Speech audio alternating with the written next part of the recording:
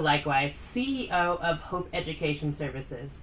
If you've been following my YouTube channel, you know that every week I post a video about autism and ABA, and I help families that are affected by autism or any other child with special needs.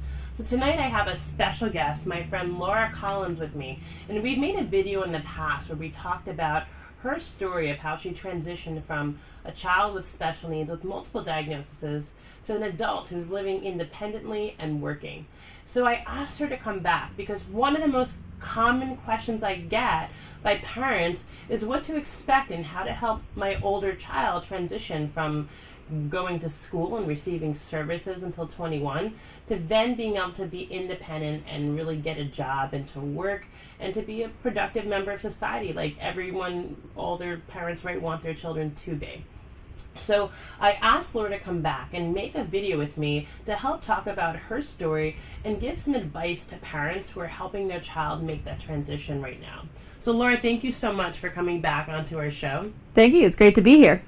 Awesome. So again, we're going to talk a little bit about how you went from being a student, and I know you received services until 21, to then becoming a teacher yourself and really an assistant teacher.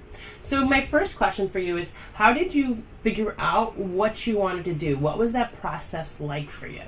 Well, for me, that process was different than most because I knew I always wanted to work with kids since I was like maybe 12 years old. I remember it was back in elementary school when I was like a junior lunch aide watching little first graders. And then as time progressed, during my senior year in high school, I got an internship working with a special needs preschool where I was an intern and they would teach me all the different things about like working with preschool children and things like that. And that's also where I got the gig doing the horticulture therapy program for physically and mentally disabled children.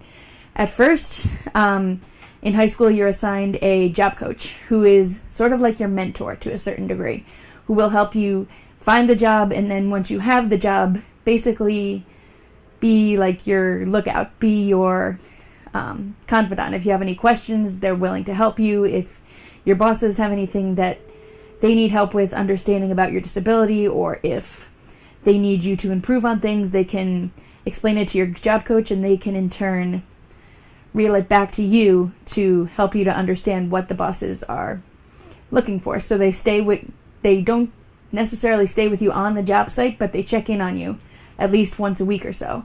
And I had that from when I was 18 until I turned 21, when I aged out of the system.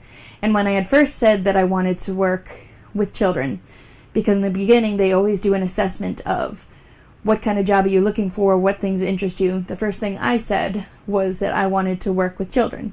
And as soon as I said that, they looked at me like I was crazy. Because they're like, you do know it takes more time and effort to actually work with children because you have to be fingerprinted in certain states, you have to do a background check, you have to go through all of these multiple things. I'm like, that doesn't matter to me. I will make this happen because working with children has been the one thing that's ever made sense in my life. That's always been a part of who I am. And honestly, even today, I can't see myself doing anything else except working with children.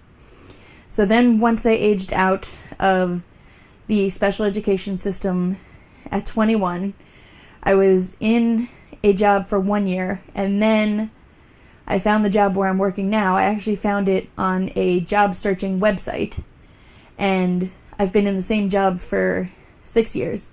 And I think one of the main reasons why I've stayed in the same job where I have now, which is the longest I've ever stayed anywhere, is because I have such a compassionate boss that's willing to learn and accepts and cares about me for who I am and accepts the challenges that I bring with making sure I understand everything that's happening or just being there for me whenever I need her. She's always been there.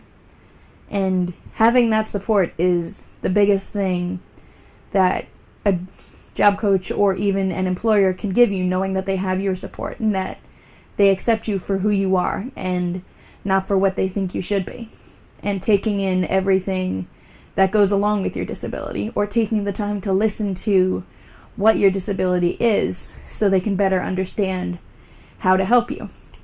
Because one of the tips I've learned from going in the various different jobs that I have is that when you first do the initial interview, there's an easy way to say that you have a disability without blaring it out to the world, like saying, hey, I'm disabled.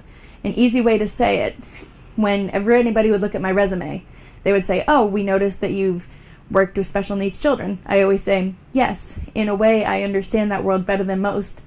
Growing up in the system myself, I'm able to connect into that world, which is a simple way to say it, but not blaring it. That way they have somewhat of an idea of what to expect, and if they're willing to know more, it's okay to explain what exactly your disabilities are, because like I know, like when most people look at me, they can't really tell. Like most of it with me is like learning disabled and hearing impaired, and where it's like there isn't one word that covers them all, but if people are willing to learn, like I know in this video, I'm willing to answer any and all questions that everybody has, because I know at the end of the day it's going to be helping more people and making a difference for the students and for the people that are out there looking for these jobs, an easier process for everyone because of my help, which I'm hoping will happen. That's awesome. And I know, Laura, your story is so inspirational, and you've done what a lot of people, both with a disability and without a disability, want to do, which is really to find that thing that they're really passionate about and to do it with their life. And for me as well, you know, I often tell the story about how I decided, I was pre-law when I was in college, and I decided instead to work with children with autism. And for me, that was after being a children's director in my church and just finding that I really connected with this one child with autism. So, you know, to a parent who's wondering, is it possible for my child's dreams to come true? You know, or is their disability going to get in the way? Is there going to be discrimination in the workplace? What would you say to that parent to give them that encouragement that their child can also do what you did? Okay. One of the best advice I can give you is, number one, never give up hope. Number two, there's no such thing as the word impossible, because if you put the word impossible out there, it's a space, I am space possible. I'm possible. So there's no such thing as impossible except the word impossible itself. That's always been a theory of mine that I carry with me.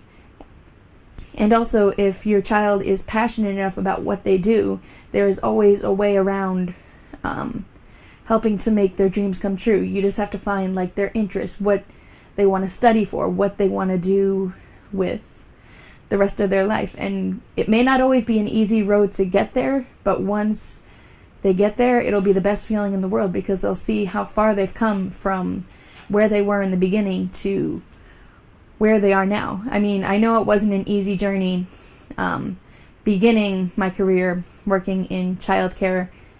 From like I had said, a lot of people told me I couldn't do it because I needed like fingerprints and background check, but it was determination to work with children that had always made sense in my life, that I was determined to make my dream come true, because it was one thing that I always knew about myself that I wanted to do, and I wouldn't have it any other way now.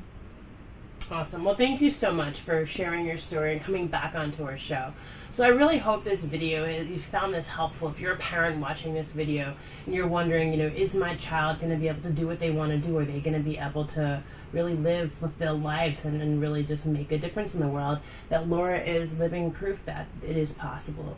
So thank you so much for tuning in tonight.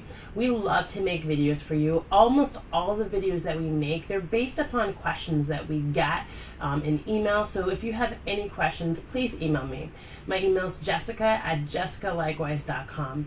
And also check out our other videos. If you like this video, please let us know. Let Laura know that you were inspired by her story. Share it and subscribe to our page. If this is your first time finding our video, you can find our YouTube channel at parenttrainingvideos.com.